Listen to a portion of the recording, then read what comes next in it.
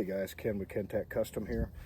Got a break in the weather today, so I figured I better get out here and make a follow-up video on this Springfield Garrison that we've been working on. So first chance I've had to get out here and do something with it. So it came out very, very nice. So what all did I do to the gun? So the first thing that I did was I done the fire control components. So I got a Harrison retro hammer put in. Haven't used those hammers before. It came out really nice. Got the Harrison's hammer, their strut, and their disconnector.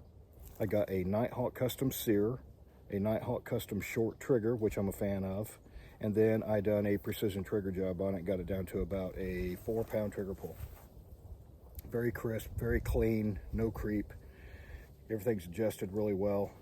I'm pretty happy with that. I did put in the thumb safety. It's the EGW HD, which is the wider thumb safety, which is, I shoot high thumbs, so that gives me a place to rest my thumb. And we eliminated that float that I do not like that the factory thumb safety had. So it came out really good, really crisp, pretty nice. Didn't do anything with the grip safety other than tune it to disengage at less than 50%.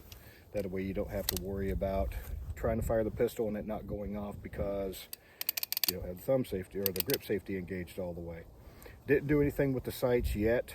I'm going to. I don't like the 3-dot sights.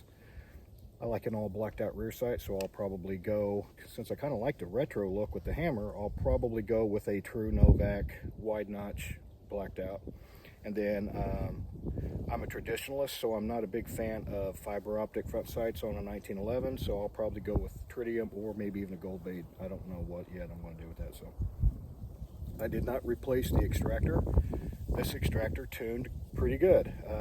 I was able to recut the geometry for the hook, and I was able to get it tensioned.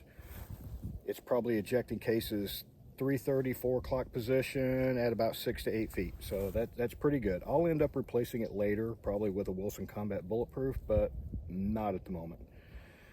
Let's see, after that I put in new grip screw bushings. I got the VZ grip screw bushings that work with either the standard or the slim size grips. I decided to try slim grips. I'm not a big fan of slim grips because I like to get a good purchase on the pistol. It helps me get my fundamentals, helps me get a good grip on the gun and get good control over it, but it also supports the plunger tube if you have standard size grips. Slim grips does not support the plunger tube. So I've always used the standards. I decided to try these on a whim. I like them. These are the VZ Diamondbacks, which the Diamondbacks, the diamonds here seem to be a little more raised, so that kind of fills in a little bit.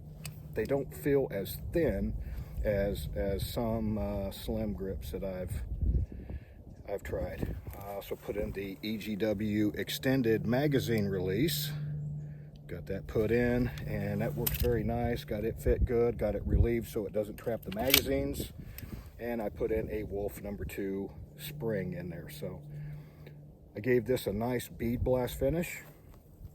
I just use glass beads off of Amazon. It's the number 13, I think, which is the 170/325 grit glass beads.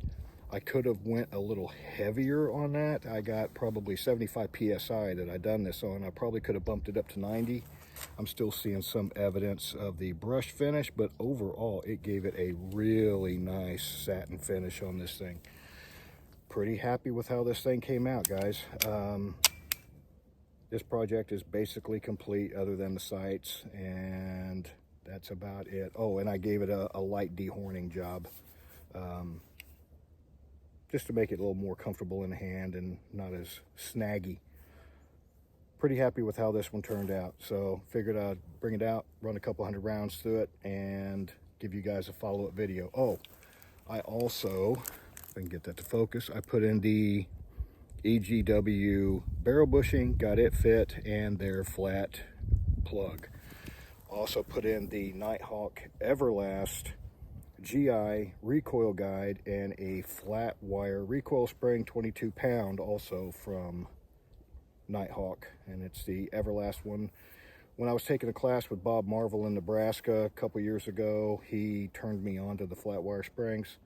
Gives it a really good feel on there, but it also, I'm all about longevity, so the springs lasted a lot longer. That's the reason. There's really not a whole lot of difference in the feel and the recoil and that kind of thing, but it just makes your springs last a little bit longer. So that's what we got so far, guys. I'll do some shooting with it and let you see that, and hope you guys have a great day.